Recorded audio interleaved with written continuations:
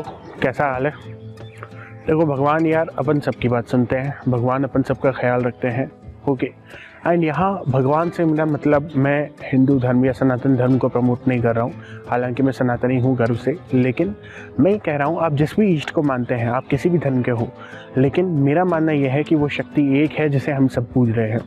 अब देखिए, आप भगवान से या अपने इष्ट से जो भी कुछ मांगते हैं वो आप मांग रहे हैं।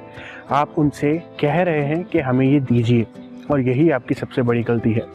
ईश्वर को आप अपने फैमिली मेंबर की तरह नहीं समझ रहे, आप उसे एक एक्सटर्नल एंटिटी की तरह समझ रहे हैं जो बस आप पर कृपा करने के लिए ही बैठा है।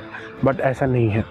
ईश्वर को आप अपनी एक फैमिली के पार्ट की तरह देखिए, सबसे अच्छे दोस्त की तरह देखिए, चाहे अपने बेटे की तरह देखिए, चाहे अपने पिता की तरह देखिए। आपको उनसे इमोशनली कनेक्ट होना बहुत ज़रूरी है।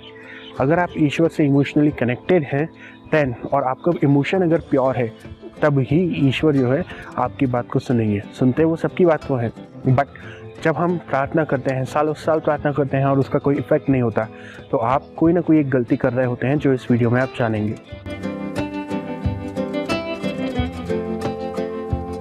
देखिए, मैं अपना पॉइंट ऑफ व्यू बता रहा हूँ।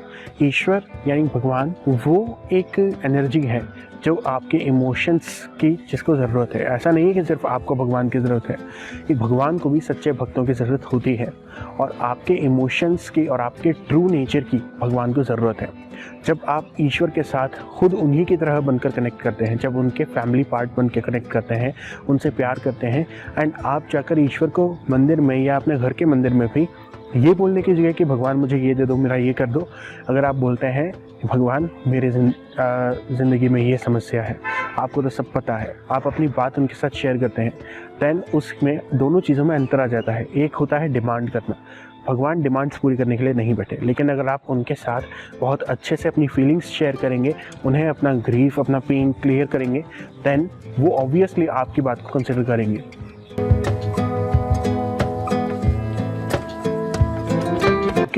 अदर देन दिस, आप जो पूजा पाठ करते हैं, दिया बत्ती वगैरह करते हैं, अगरबत्ती लगाते हैं, उस सब का बहुत अच्छा इम्पैक्ट रहता है, उस सब से पॉजिटिविटी आती है। लेकिन केवल वो सब करना काफ़ी नहीं है। कई लोग ऐसे होते हैं जो दीपक लगाएंगे, अगरबत्ती करेंगे, मंत्र पढ़ेंगे, लेकिन वो ईश्वर के साथ इमोशनली कनेक्ट नहीं कर रहे हैं। वो सिर्फ वो कर रहे हैं जो उन्हें सिखा दिया गया है, शायद उनके बड़ों ने सिखाया है।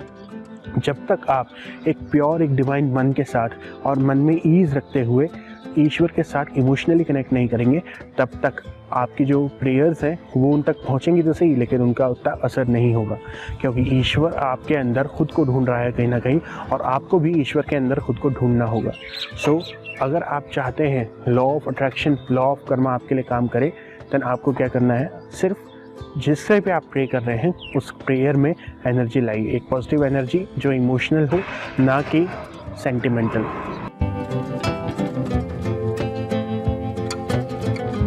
मैंने कई लोगों को देखा है भगवान के अलग अलग रूपों की पूजा करते हैं। देखिए, भगवान के जितने भी रूप हम मानते हैं, चाहे वो भगवान कृष्ण हो, राम हो, हनुमान जी हो, या फिर कोई और रूप हो, भगवान शंकर हो, विष्णु जी हो, लक्ष्मी माता हो, दुर्गा माता हो, उन सब पे विश्वास करना चाहिए, उन सबको मान देना चाहिए, सबको मानना चाहिए, किसी का भी कभी अनादर नहीं करना।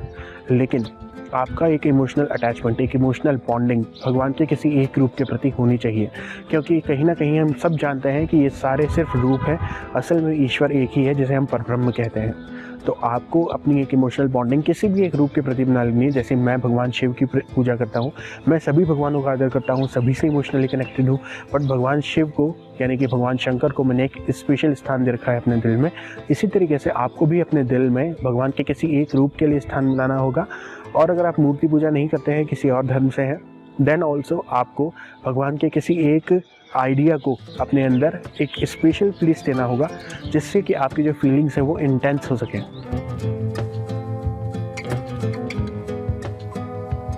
नेक्स्ट, भगवान से कभी भी मांगो मत, भगवान से हमेशा शेयर करो, डिस्कस करो, एंड ये एक्सपेक्ट करो कि वो आपके फैमिली मेम्बर हैं, वो आपसे प्यार करते हैं, तो आपके लिए जो बेस्ट होगा वो अपने आप वो करेंगे, आपको कभी उनसे मांगने की ज़रूरत नहीं होगी।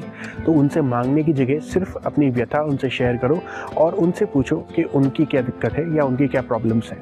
भगवान को एज सच कोई प्रॉब्लम्स नहीं हो सकती, ये नहीं है, क्योंकि अगर आप परेशान हैं एंड आप उनसे प्यार करते हैं, आप उनके भक्त हैं, फिर आप परेशान हैं, तो ये उनकी सबसे बड़ी प्रॉब्लम है।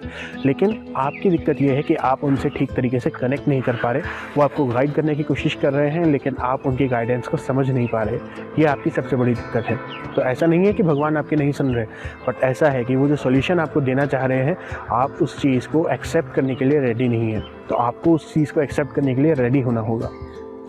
एट लास्ट मैं ये बोलना चाहूँगा कि अगर आपके दिमाग में कुछ भी और बात आती है तो आप प्लीज़ कमेंट करके मेरे साथ शेयर कर सकते हैं, उस बारे हम आगे चल के डिस्कस करेंगे। सो इस वीडियो को देखने के लिए शुक्रिया। Thank you.